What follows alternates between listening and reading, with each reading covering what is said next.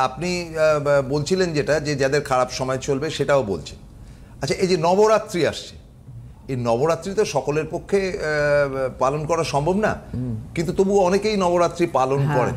নবরাত্রি পালনের মাধ্যমে কি ভালো হয় নাকি জ্যোতিষের সঙ্গে আলোচনা করা দরকার? শুনুন, ঠাকুরকে যদি আপনি সেবা দেন সে তো নিশ্চয়ই আপনার ভালো কিছু দেবে। হ্যাঁ, আর নবরাত্রি মানে 9টা গ্রহ, কিন্তু এক একটা দেবতা এক একটা গ্রহের, বুঝতে পেরেছেন? আর এই দিন এক এক দিন এক এক রকম ফল মিষ্টি দিয়ে পুজো করা উচিত ঠাকুরকে, পারলে দান করা উচিত। আচ্ছা, হ্যাঁ, এইগুলো করলে কিন্তু ভালো থাকা যায়। আপনি যদি 9 দিন পুজো করেন, 9টা গ্রহের পুজো তো হয়ে গেল আপনার, তাই না? কিছুটা ভালো থাকলেও তো থাকবেন, কিন্তু সেটা চাইতে হবে। এইবার ছকে যদি গ্রহগত ফল খারাপ থাকে সেটার জন্য জ্যোতিষী, সেটা করতে হবে। হ্যাঁ, আর এই সময় কাজগুলো করানো কিন্তু ভালো। এই নবরাত্রি, এই যে মা দুর্গা, এই মা দুর্গার কিন্তু দেখুন সরস্বতী বিদ্যার দেবী, লক্ষ্মী অর্থের দেবী, কার্তিক সন্তান দেয়, হ্যাঁ দেয় তো, পাণ্ডিত্য দেয়, পাণ্ডিত্য সে গণেশ সিদ্ধি, কাজগুলো সিদ্ধি করে দেয় গণেশ। তাহলে এই সময় যদি কাজ করা যায় তার কাজের দারুণ এফেক্ট। সৌর্য বীর্য ইত্যাদি দুর্গার নিজেই।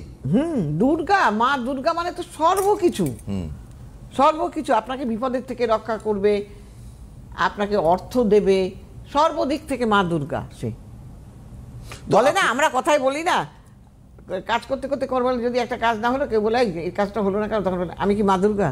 মানে আমার কি 10টা হাত আছে যে 10টা হাত দিয়ে আমি করবো? কাজে মা দুর্গা 10 হাতে মানুষকে রক্ষা করে।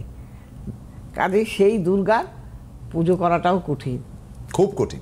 আমাদের বাড়িতে দুর্গা পুজো হয়। আপনার বাড়ির যে দুর্গা পুজো, সেই গল্পতে আমি বলেছি এখানে যে দুর্গা পুজো হতো, কালী পুজো হতো, এখনো হয়।